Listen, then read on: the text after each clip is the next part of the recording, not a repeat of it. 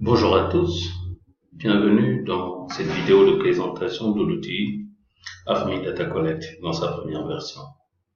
Alors, dans cette présentation, nous allons voir comment se connecter à l'outil en utilisant l'interface web ou l'interface mobile.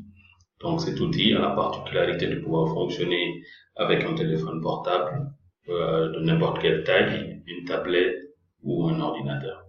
Donc, sans plus tarder, nous allons mettre en place deux scénarios. Un scénario pour un utilisateur simple, un scénario pour un utilisateur AFMI, admin, et un dernier scénario pour un utilisateur AFMI SA. Donc, sans plus tarder, je vais présenter rapidement la version mobile. Donc, je rappelle que je travaille ici avec une application mobile. Donc, je montre rapidement ce que ça donne en termes d'appli mobile. Donc là, vous voyez que c'est une vraie application mobile, okay, qui est là. Donc, sans plus tarder, je vais rapidement utiliser la version mobile. Donc, puisque c'est une version mobile, ici, vous voyez, il y a le login. Donc, c'est la même chose. Si j'essaie de contacter notre application, automatiquement, vous voyez, c'est responsive. Donc, ce que je vais faire, je vais me loguer sur les deux plateformes. Donc, je vais me loguer ici en tant qu'utilisateur simple et ici, je vais me loguer en tant qu'administrateur ou utilisateur simple, cela dépend.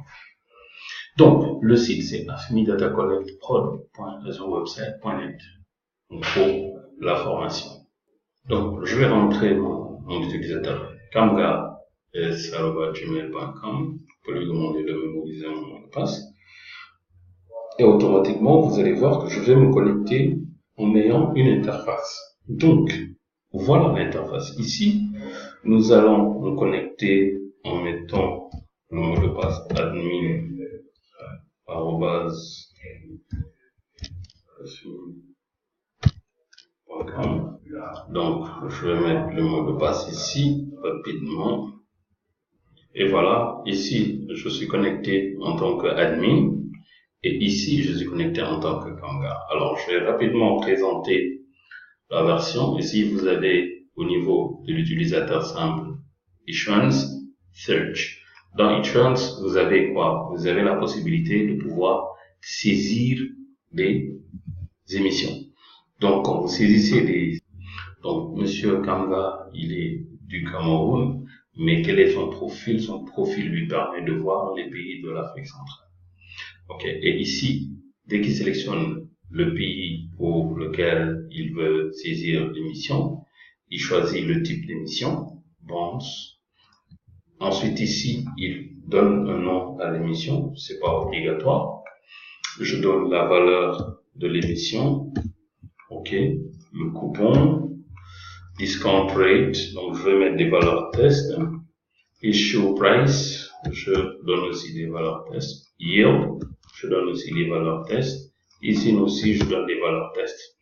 Donc là, en fonction des navigateurs que vous avez la possibilité de saisir la date ou de la sélectionner.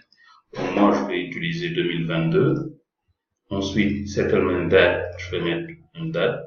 Maintenant, vous avez la possibilité, si c'est une first émission, vous voyez que l'élément disparaît. Si c'est pas une first émission, l'élément ne disparaît pas. Ok. Ensuite, maintenant, en tant qu'utilisateur simple, c'est fini. Vous ne pouvez rien faire d'autre par make save issuance. Donc, quand vous mettez save issuance, donc ici, vous avez rapidement l'issuance qui a été envoyée. Ok. Donc, vous avez la possibilité de l'éditer. Ok. Donc, puisque vous éditez issuance, donc, vous, en tant qu'utilisateur, vous pouvez modifier ces éléments-là après les avoir saisis. Dès l'instant que l'administrateur AFMI l'a validé, c'est que cet enregistrement ne sera plus valable. Donc, nous allons revenir et vérifier ici. Donc, en tant qu'administrateur AFMI, je me suis connecté en tant qu'administrateur AFMI. Qu'est-ce que je fais? C'est très simple. Excusez, donc je vais me reconnecter. Voilà. Ok. Voilà, je pense que c'est bon. Voilà, donc je reviens. Donc inconvénients du direct. Ok, donc là maintenant, je peux venir et Admin Tools, je viens dans Validation et vous allez voir que tout ce que les utilisateurs simples ont saisi, je les vois ici. Voilà, donc ici, j'ai la possibilité de venir, donc je reconnais la saisie qui était la virgule 10, donc je peux éditer.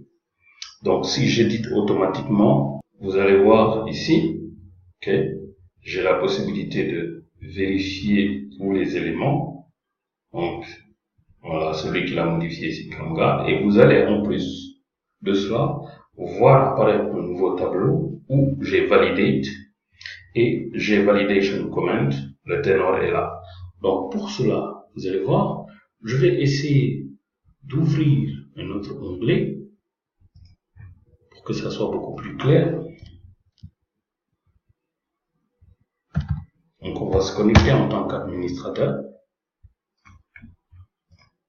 Donc admin @affinity.com avec le mot de passe.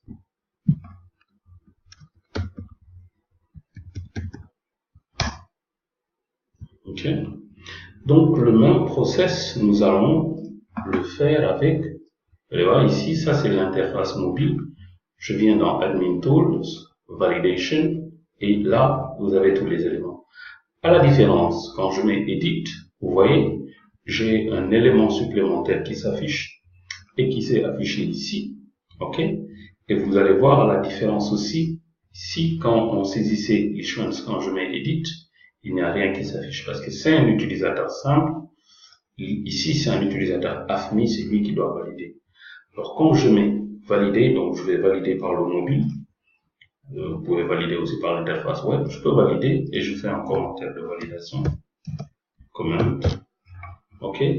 Et je mets Save Issuance. OK. Donc, je fais Save Issuance. Voilà. Je vois ici que c'est validé. OK. Donc, je vais actualiser ici.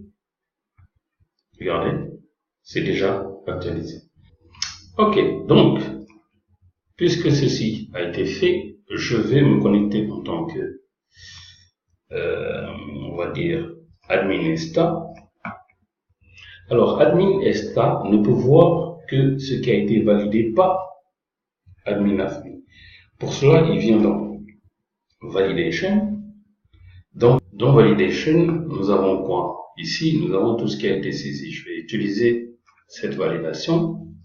Quand j'édite, je sais que cet enregistrement a été validé, créé par Kanga. Ensuite, maintenant ici, au niveau validé ESTA, je sélectionne, je peux mettre un commentaire et je mets Save.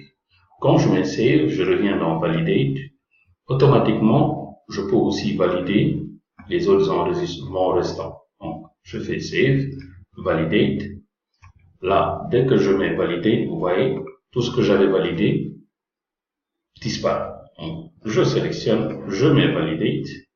Validate, il n'y a plus rien à valider. Donc, ESTA a tout validé. ESTA aussi, y compris aussi tous les utilisateurs, peuvent faire des requêtes. Alors, pourquoi des requêtes? Alors, supposons qu'on nous dise que les données de l'Algérie de 2010, ok, sont fausses. Donc, je dis, ok, donc je vais essayer de voir 2010, janvier, 1er janvier, ok, au 31 janvier,